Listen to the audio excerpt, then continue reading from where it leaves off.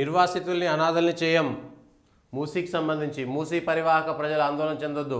ఆదుకుంటాం, ప్రత్యామ్నాయం చూపిస్తాం. 10,000 కోట్లు ఖర్చు చేసేందుకైనా సిద్ధం. ప్రతిపక్షాలుగా సలహాలు ఇవ్వండి, స్వీకరిస్తాం.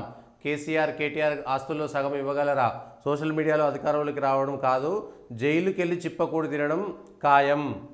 అది సోషల్ మీడియాకు సంబంధించిన దాంట్లో ఎవరైనా నెగిటివ్గా ప్రచారం చేస్తే జైలుకెళ్ళి చిప్పకూడు తినడం ఖాయం అనేటువంటిది. అంటే సోషల్ మీడియా ద్వారానే ఇవాళ దాదాపుగా 50% ప్రచారం ఇట్లా మెయిన్ స్ట్రీమ్ మీడియా కంటే కూడా సోషల్ మీడియా ద్వారానే జనాలకు వెళ్తుంది.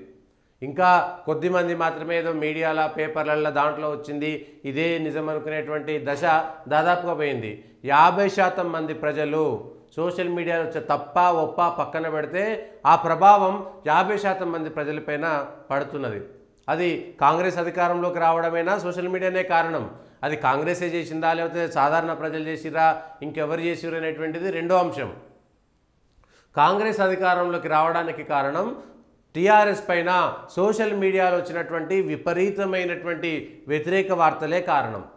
అదే కాంగ్రెస్ మీద వ్యతిరేక వార్తలు వచ్చినాయి, ఇక్కడ వచ్చినాయి. అప్పుడు ప్రజలు ప్రత్యామ్నాయం ఏంటి అని చూసుకుంటారు.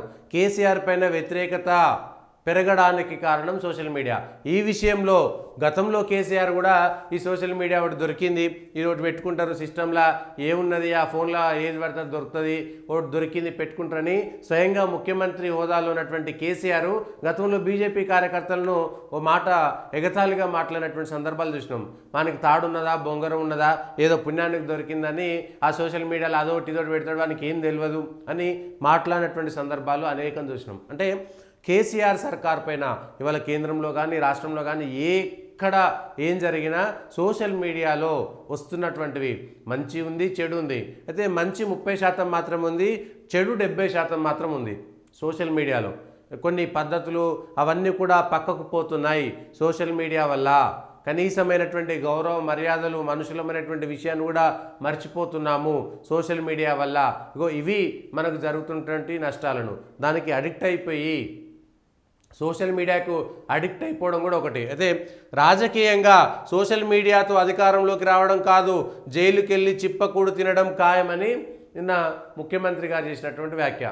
మరి ఎవరు జైలుకి వెళ్తారు, ఎవరు చిప్పకూడ తింటారు, ఎవరు సోషల్ మీడియాలో వ్యతిరేకంగా వార్తలు రాస్తున్నారనేటువంటి అంశంపైనే క్లారిటీ ఇవ్వాలి. అది కేటీఆర్ హరీష్ రావులను ఉద్దేశించి అన్నారా, లేకపోతే మొత్తం అందరినీ ఉద్దేశించి అన్నారా, మీడియాను ఉద్దేశించి అన్నారా, ప్రతిపక్ష పార్టీలు అన్నింటినీ ఉద్దేశించి అన్నారా అనేటువంటి విషయాన్ని మాత్రం స్పష్టంగా చెప్పలేదు. దీనికోసం